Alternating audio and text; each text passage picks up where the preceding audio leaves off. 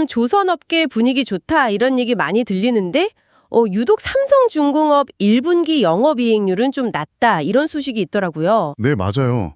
이게 좀 흥미로운 지점인데요. 그렇죠. 그래서 오늘 저희가 연합인포맥스 기사 조선호황 뒤처지는 삼성중 영업이익률 최저 이유는 이걸 좀 깊게 들여다보려고 합니다. 당신께서 이 상황 딱 핵심만 이해하실 수 있도록 저희가 제대로 한번 파헤쳐 보겠습니다. 네, 좋습니다. 숫자로 보면 차이가 좀 명확해요. 그 HD현대중공업 조선 부문이 영업이익률 13% 정도 나왔고요. 하나오션은 상선 부문만 보면 9% 가까이 됐거든요. 와, 꽤 높네요. 그렇죠. 근데 이제 삼성중공업은 5%대. 일회성 비용 빼면 한 6% 정도, 이 정도에 머물렀습니다. 확실히 차이가 좀 나네요. 그 이유가 뭘까요? 기사 보니까 가장 먼저 환해지 이야기가 나오던데요. 100% 환했지요. 이게 그렇게 큰 영향을 미쳤나요? 네, 그게 가장 큰 요인으로 꼽히더라고요. 아시다시피 조선업은 보통 선박대금을 달러로 받잖아요. 네, 그렇죠. 근데 1분기에 원달러 환율이 정말 엄청났죠? 1,400원 후반대까지 갔으니까요. 이게 2009년 금융위기 이후 거의 최고치였거든요. 맞아요. 거의 1,500원 가는 거 아니냐 막 그랬었죠. 네, 그러니까 다른 회사들은 가만히 있어도 이 고환율 덕분에 원화로 환산한 수익이 저절로 늘어나는 거죠. 그냥 환율 덕분에 이익이 더 생긴 거군요. 그렇죠. 그런데 삼성중공업은 좀 달랐어요. 예전에 환율 변동 때문에 좀 어려움을 겪었던 경험이 있어서 그런지 이 환율 변동 위험을 아예 없애려고 100% 해지를 한 겁니다. 100%요? 전부 다요? 네, 선물한 계약 같은 걸로 미래에 받을 달러를 미리 정해진 환율로 바꿔놓기로 계약을 다 해버린 거죠. 아하. 그러니까 환율이 오르는 거에 대한 이익은 포기한 거네요. 안정성을 위해서. 맞습니다. 위험 관리에 완전 집중한 거죠. 어떻게 보면 뭐랄까, 파도 탈 기회를 그냥 안전하게 해변에서 지켜본 셈이랄까요? 그렇군요. 이걸 단순히 기회를 놓쳤다 이렇게만 볼 건 아닌 것 같기도 하고 안정성을 선택한 대가라고 봐야 할까요? 네, 정확한 표현이십니다. 단기적인 이익보다는 변동성 관리에 무게를 둔 전략적 판단이었겠죠. 물론 1분기 결과만 보면 아쉬울 수 있지만요. 근데 반대로 생각하면 환율이 만약에 떨어지면요. 그때는 삼성중공업이 유리해질 수도 있는 건가요? 오, 맞습니다. 아주 중요한 포인트예요.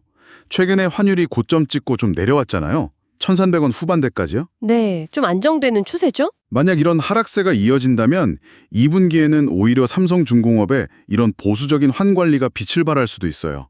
반대로 환율 위험에 좀 노출되어 있던 다른 회사들은 1분기만큼 환율 효과를 보기는 좀 어렵겠죠. 그러니까 이게 장단점이 아주 뚜렷한 전략이네요. 그렇죠. 딱 그렇습니다. 환율 말고 또 다른 이유도 있을까요? 기사 보니까 MRO 사업 얘기도 나오던데요. 유지, 보수, 운영 사업이요. 네, 그것도 빼놓을 수 없죠. 특히 최근에 그 미 해군성 장관이 한국에 왔었잖아요. 네. HD 현대중공업이랑 하나오션 방문했었죠? 맞아요. 그래서 이 두 회사는 미 해군 함정 MRO 사업에 참여할 수도 있다 이런 기대감이 막 커졌거든요. 이게 주가에도 좀 영향을 줬고요. 그런데 삼성중공업은 MRO 사업을 안 하니까 방문 대상에서도 빠졌다는 거죠. 네, 현재로서는 MRO 사업을 하고 있지 않으니까요. 그래서인지 연초 대비 주가 상승률을 봐도 하나오션이라 HD현대중공업보다는 삼성중공업 상승폭이 조금 작았어요. 삼성중공업 입장에서는 MRO 사업이 없는 게 좀 아쉬울 수도 있을 것 같은데요. 내부적으로는 어떻게 보고 있나요? 삼성중공업 쪽 입장은 MRO 사업은 원래 우리 주력 분야가 아니다 이런 입장인 것 같아요. 회사의 진짜 핵심 경쟁력은 FLNG, 그러니까 부유식 액화 천연가스 생산 설비에 있다는 거죠. FLNG요? 그거 고부가 가치 사업이라고 들었어요. 네, 맞습니다. 삼성중공업이 이 분야에서는 세계적인 기술력을 가지고 있거든요. 여기서 대형 수주 하나 터지면 실적이 확 달라질 수 있는 거죠.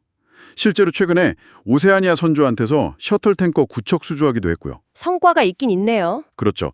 그래서 하반기부터는 이 FLNG 관련 실적이 본격적으로 좋아질 거다 이렇게 기대를 하고 있습니다. 증권가에서도 이 FLNG 성장성은 아주 높게 보고 있고요. 그렇군요. 자, 그럼 정리를 좀 해볼까요?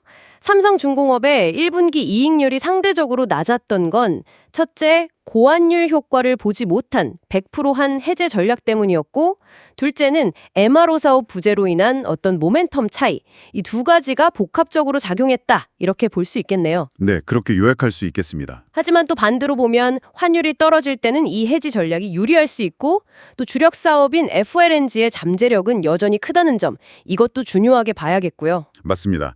단기적인 숫자 너머에 있는 각 회사의 그런 전략적인 선택들을 좀 주목해서 볼 필요가 있죠. 네. 여기서 당신께 한번 이런 질문을 던져보고 싶어요. 이 변동성이 큰 조선시장 환경 속에서요, 삼성중공업처럼 이렇게 좀 보수적으로 환관리를 하고 FLNG라는 특정 분야에 집중하는 전략이 과연 장기적으로 더 안정적인 성장을 가져다 줄까요?